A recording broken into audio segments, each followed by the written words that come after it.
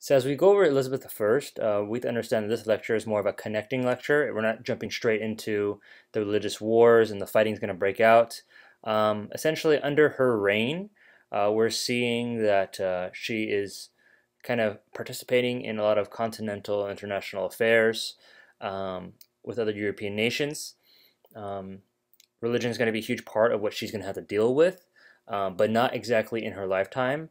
But a lot of the causes are during the time period where she is Queen of England. Okay, so let's go into some background, and it'll give us a better understanding of what she's known for. Okay, so remember her mom is Anne Boleyn, and the whole English Reformation was stemmed upon this whole love affair from Henry VIII and Anne Boleyn, and from that they had a child, which is Elizabeth. So that's where we are in here now. Okay, um, so essentially, after Elizabeth is born, Henry VIII is going to treat Anne a little coldly because she's a girl and he wanted a boy. That's the reason why he had the whole English Reformation in the first place, and so having another daughter doesn't really quite seem like what he wanted, right?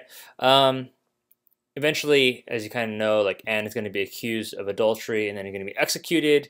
Um, who she is accused of having an affair with is other men, five others, her brother, all this kind of stuff. Elizabeth was 2 years old at this time. Okay, just interesting facts. Anne was nicknamed the whore. Yeah, and Elizabeth was nicknamed the bastard, and that's because, right, they believed that she, possibly wasn't even Henry VIII's son, right? Because she was sleeping around with everyone else. It could be someone else's. Couldn't even be like the legitimate heir to the throne. Okay, she becomes queen at 25 years old, and she's going to rule for 45 years. She's going to be the first woman to successfully occupy the English throne, and she's going to be known to bring England to new heights. Some of her nicknames is the Virgin Queen, Good Queen Bess, Gloriana. She was really popular during her life, and she was a legend. She was perhaps one of the most successful rulers of the 16th century, and being a woman, she's really countering a lot of stereotypes. Okay, she's going to lay the foundation for England to be a world empire. We're going to see economically how they're going to thrive under her rule. Okay, also getting the political affairs with other nations and diplomacy. She kind of knows what she's doing. Okay, so religiously, we're also going to see that Protestantism is going to be established under her reign, whereas previously before her, you have her sister Mary, Bloody Mary. Okay. Also, in her time, we're going to see that the English Renaissance is going to come. Poetry, drama, right? William Shakespeare, other name is Christopher Marlowe. These two guys, are going to be through the Elizabethan era, which we call that, and they're going to be great playwrights under her period. Okay. She herself was an excellent student. She knew how to speak French, Italian, Greek, Latin, and she even really enjoyed just translating between different languages as kind of a hobby for fun. Okay, she didn't want to just learn for the sake of learning, but she actually wanted to apply her knowledge for leadership later on. Okay, so when it was her turn to rule, essentially, what Henry VIII left in legacy, right? She wanted to continue to build upon what the English Reformation was doing, but she wasn't as radical and extreme. She's going to be very collected. She's going to appoint a lot of wise advisors, and she's going to kind of build a kingdom for England that's going to be lasting. Okay, a motto that is known to her is Video et Teseo. It's Latin, and she says this means I see and I am silent. Okay, I see and I am silent, or I see and I say nothing. Essentially, this is very much resembling of her style of rule, where she's very moderate in politics and also very tolerant in religion. Right? She'll be observant of many things, but she's not going to be constantly speaking out and demanding or condemning certain things. She had a lot of political instincts that if you kind of speak too soon or speak too rashly, you're gonna have consequences for that. And so her growing up as a young child and with all the situations, you want to be very collected when you speak. Okay, all right. So let's talk about coming out of the English Reformation under Elizabeth's rule, what was religion like in England? Okay, she's going to be appointing William Cecil as her advisor, and so for those 7 years, he's going to establish a religious settlement with Parliament. Essentially, it's called the Elizabethan settlement, where Cecil and Elizabeth are trying to prevent as much religious strife or anger between Catholics and Protestants. Okay, trying to smooth things over, right? So this word politique is really important. You need to know this. Okay, to be a politique essentially is saying that political unity is far more a priority than religious matters. Okay, political unity is far more a priority compared to religious matters. So essentially, how do you kind of smooth things over between Catholics and Protestants? Well, you take a very moderate and balanced point of view. You kind of appease both parties, right? And so you want to establish a strong monarchy, right? And in order to do so, you kind of overlook some of the religious differences and say, like that's okay, that's not big of a deal, and you're really trying to have, like I said, political unity be your and having the monarch be your common ground, not so much your religious affiliation. Okay, so she's going to use Parliament to establish a lot of the doctrine of the Church of England, right? And at this time, the Church of England is going to be called the Anglican Church. Okay, I kind of mentioned this in the last lecture.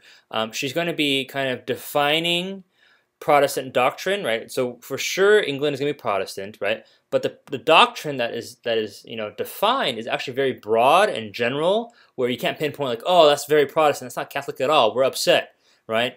A lot of the types of rituals are actually going to look still very much Catholic, and so it's kind of getting like a mix of both things put together.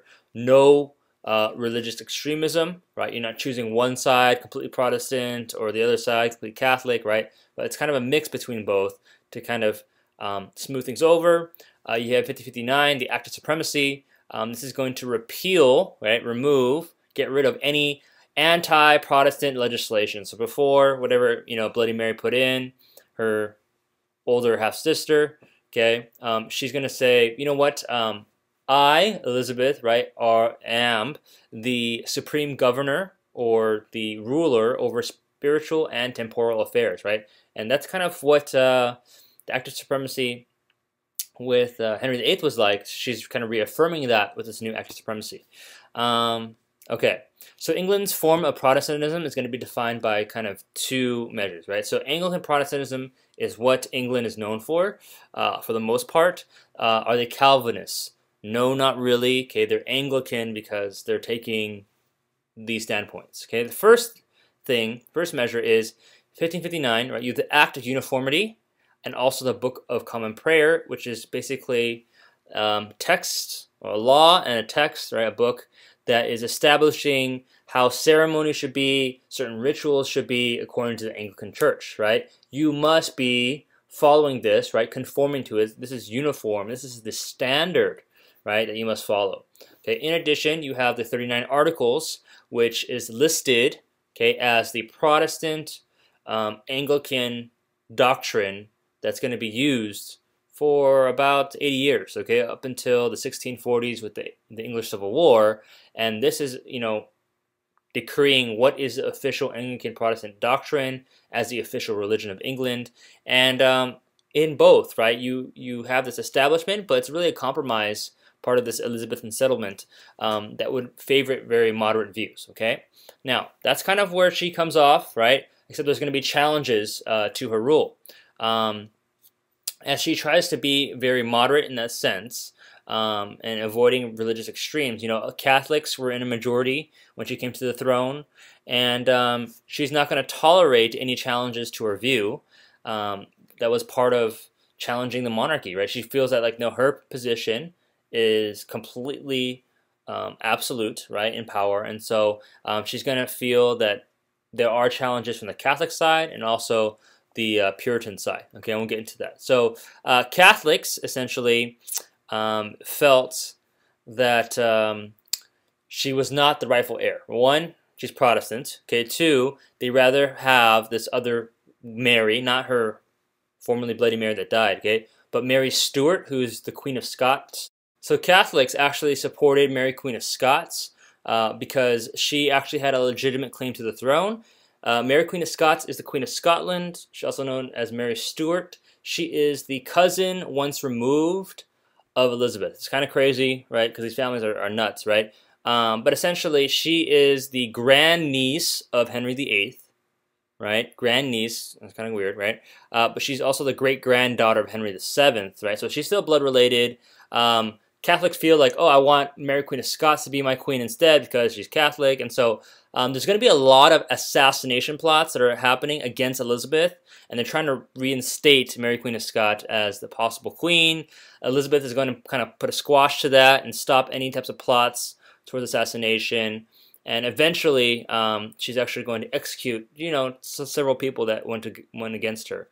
Mary Queen of Scots is going to be beheaded because she's going to be, accused of being at the center of Catholic plots against Elizabeth, and Elizabeth's not going to have that. Okay. As far as the Jesuits really encourage extremists to contribute to these plots, and Spain is actually going to be kind of like tag teaming because they're super Catholic as well, because she's Protestant, right? And even though Elizabeth is not like staunchly Protestant, right? They still have enough to feel like that's enough division. Okay.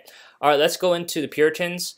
This is the first time we're actually going to hear, the word Puritans, because they're going to branch off from the Anglican Church, okay? And so they're going to be actually more dangerous in the long run than Catholics, but we have to understand why, okay? So Elizabeth dealt cautiously with Puritans in order to kind of understand what were their demands, right? And so the goals of the Puritans, they had kind of two complaints, right? They really want to purify of all popery. Anything that is related to the Catholic Church in ritual, in doctrine, they want to get rid of it. They said, you know what, it's still so Catholic. What's the difference?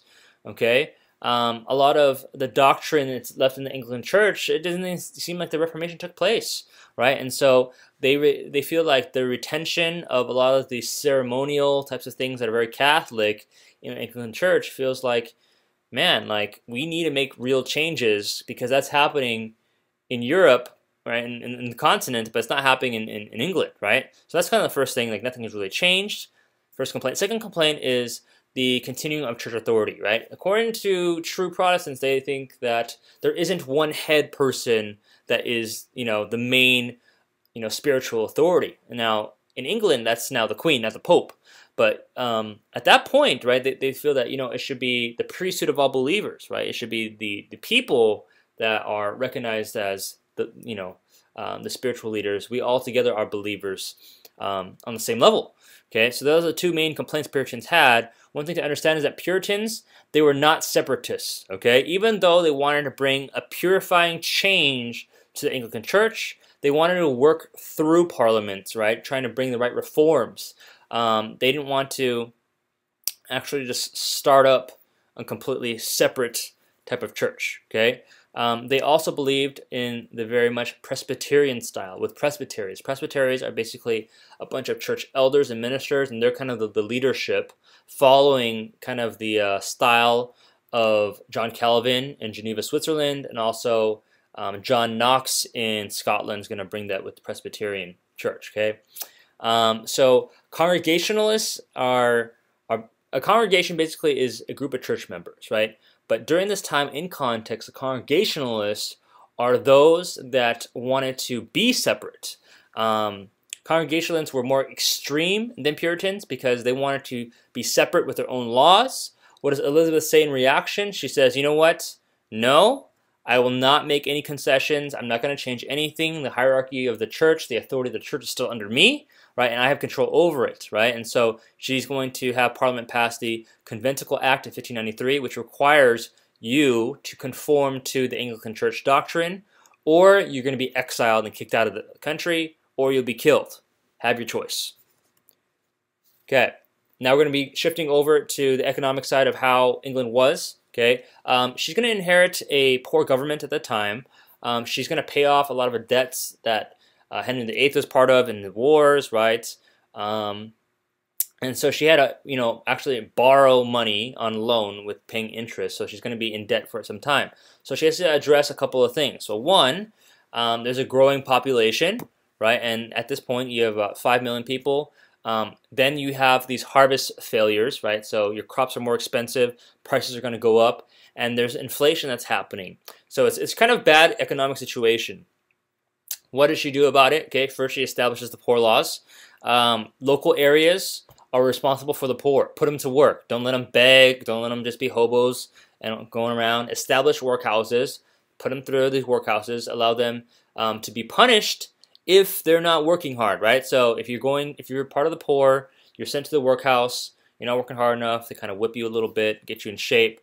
And over time, Parliament's going to introduce different laws that's going to set wages and prices to be regulated. Okay, she's going to expand overseas trade. One of the main things that England's going to be known for is trading its wool from sheep. Okay, and so which countries are going to be receiving this wool most? It's going to be Antwerp, which is Belgium. Antwerp's a city, Belgium the country, and they're going to send out the finished goods. Other markets are going to be also Russia as well to send out their wool. Okay, from that they'll make a decent amount of money. They're going to get a new currency with improved business. You know, it's more valuable with new metals coming in. So you see some progression there. Okay, but really sets England on the next level when we talked about an age of exploration is the East India Company. The British East Indian Company was established as a monopoly, right? They were given a charter saying, go India, right? Go to Asia, go to Africa, go to these places and start setting up, right, different trading posts. And over time, the East India Company is going to be, taking and controlling these places and establishing colonies there. Okay. Explorers that were sponsored, we talked about this a little bit. Sir Francis Drake, Sir Walter Raleigh. He's going to be setting up different outposts in America, and we'll get into kind of a little bit about how he was sent to raid ships. Remember that? Okay. All right, and also some lower taxes. Okay. All right. Politically, how did she rule? And I'm kind of blasting through this because you get an overview of the results and outcomes of Elizabeth. So she believed in divine rights. She really believed that she had absolute power. God has given her the position, and she's ruling from that place. She also used the Star Chamber, right? You're not going to have any trial by jury. Right? She is the judge, and you bring in people and you discipline them, right? You do not follow basically the due process of law. You kind of do as you please. You torture them. Right, you force them to follow your way. She also is going to use a privy council, which is basically her own little group, a private council that's going to advise her as a committee, and she's going to summon Parliament many times, 10 times, and allow a lot of Parliament members to suggest laws. So one thing to know about the Tudor dynasty is that they actually work alongside with Parliament, whereas the Stuart dynasty is coming after, they're actually not going to work with Parliament. Okay, so even though she believes in divine rights, she's actually kind of, partnership with Parliament at this time. She's going to look out for capable ministers. It's my garage. Okay, and so we talked about William Cecil as one of the most able ones to support her, and also you have Sir Francis Walsingham. Okay, Walsingham is the mentee. Cecil would mentor Walsingham. Walsingham is known to be a great protector of Elizabeth in the way of keeping secrets. So he's called the keeper of secrets. He's going to be known to promote a lot of spying and to be the Secretary of State. He is a Puritan himself, okay, and he hates Catholicism because of that. A quote that he says is that there is less danger in fearing too much than too little. So always be aware, always be alert, okay? And so since England did not have a standing army at this time, and really had a small treasury, didn't have a lot of whole money for the crown, right? Spying was the cheapest way to national security, okay? Making sure you have agents in different countries, being aware of who's trying to plot against the queen, all that kind of stuff, okay? All right, as far as diplomacy, Elizabeth is going to be known as the Virgin Queen, right? And so because of that, she's going to use her marriage status as a way to get what she wants, right? So by staying unmarried, she used possible marriages as a advantage to her because she was known as a virgin queen. That was her secret weapon in the sense where people would actually want to marry her. I mean, if you're not a virgin, then they're kind of like, why would I marry you? So over time, like many people will kind of court her. And even Parliament would say, hey, you should marry, use it as to your advantage. But she didn't really want to have to share her power with a husband. She felt like she was adequate in her own way, right? And we can read a certain text, but in a source she once said, England, right? I am married to England, and I am, right, the rightful husband or the spouse to England, right? And that's who I'm married to. Okay. One thing to understand is that Elizabeth basically secured the cooperation of men in her time, even though there isn't obviously equality between sexes, but because of her influence and her legacy, right? Many people would begin to follow her and support her. Great queen. Okay. All right. The foreign policy. So because there was no succession after her, she's a virgin, she doesn't have any kids, right? There's going to be a lot of international struggles for power trying to take over the English throne. In addition, she's also going to see that there are Protestants on the continent of Europe, not in England, but in the continent, right, in different countries, that she has to support, right, because she is kind of the Protestant monarch. She doesn't want to be married to a Catholic, as I kind of mentioned before, because one, she doesn't want to share power, but it would go against kind of like the doctrine of her country. So what ends up happening, she gets involved with different types of religious wars in these countries. Okay, so in France, you have the Huguenots, or in English, the Huguenots.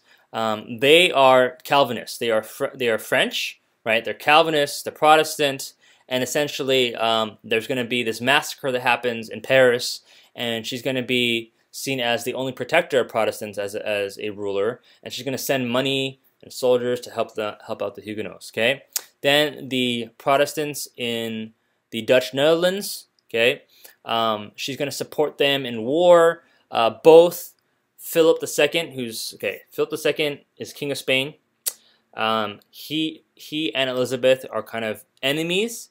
They don't want to go to war because it's very costly. But it ends up happening is that through the Dutch, through the Netherlands, they feel that they have to kind of like, well, Spain wants to control them to be Catholic, and England wants to keep them Protestant. And so over time, they don't want to go to war, but war is going to break out. And so in 1567, you have a duke, a Spanish duke, and he's going to march his army to the Netherlands from Spain, right? And then at that point, England feels threatened, and that's where kind of war breaks out.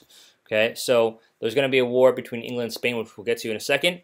The Pope, at this time, what does the Pope say? Pope Pius V feels that, yeah, you know what, Protestant England, you suck, right? Go ahead, Spain, take them down, right? We Catholic Church support you, and we're going to excommunicate Elizabeth in 1570 because she's a heretic, right? She's breaking away from the Catholic Church. And at that point, a lot of extremists in England are going to get fired up because of this, and a lot of internationalists are also going to, Catholic internationalists are going to be supporting to take down Elizabeth as well. Okay, so kind of tension is rising between Spain and England, and then those that are in the Netherlands who are Dutch, they also are going to be supporting, for the most part, if they're Protestant, they'll be supporting England. If they're Catholic, they'll be supporting Spain. Okay, so there's going to be some anti-Spanish feelings that are coming out of the Netherlands at this time, and then there's these group of guys called sea beggars that are criminal Englishmen and exiled Dutch guys, and they're going to occupy the city and kind of cause some trouble. Okay, and so you're kind of seeing this allegiance that is building internationally, even towards Elizabeth and towards England. Other individuals that are really important as far as foreign policy, you have John Hawkins and Sir Francis Drake. Drake is going to be represented in circumnavigating the globe for England, right, from 1577 to 1580. And Hawkins and Drake are both pirates for the British Crown, and they're going to be taking down a lot of the Spanish ships that are going to America to raid them and steal from them. And that's kind of building tension as well with Spain again. Okay. Okay. 1585 was when war is going to break out between the Dutch, and Elizabeth is going to step in. She didn't really want to, like I said, because it was costly, but because of that, she felt that like she had to support them because they're Protestant as well. They need the support, and the Philip is now going to say, "Oh, if you want to step in, let's do this," and they go to war. Okay. All right, let's stop there. Okay, last thing. The Spanish Armada in 1588 is the fleet of Philip II's invincible navy. Okay, so essentially the conflict between Catholic Spain and Protestant England is going to reach a climax, and this is kind of the breaking point. Philip feels like we're going to take her down. England is done, right? So even though you have 130 ships with 25,000 men, it's a huge in size. The Spanish fleet was defeated for several reasons, right? So one reason why it was defeated was because there were these storms that kind of like messed up the navigation and really wrecked a lot of ships. There were a lot of rocks going up kind of the English Channel. English fire ships were kind of used to take down the Spanish Armada. Okay, and so at that point, it was not believable, but the Armada was defeated. Okay, only 54 ships remained, and they actually returned and retreated. And so the defeat of the Armada led to several things, right? One, you have a change in naval tactics, and they're going to start using cannons on ships, right? The Dutch, because they defeat the Spanish Armada, they're going to be independent. And then North America is going to begin opening to English colonies. They're going to have like kind of like a presence there. Protestantism is going to be strengthened in the Low Countries and in England. Catholicism is going to be weakened in England as well. Okay, and Elizabeth is going to die in 1603. I'll show you a video as far as like kind of her reign and that kind of stuff. And who's going to take over after her is going to be James I, who is actually of the Stuart dynasty. She's the last Tudor ruler.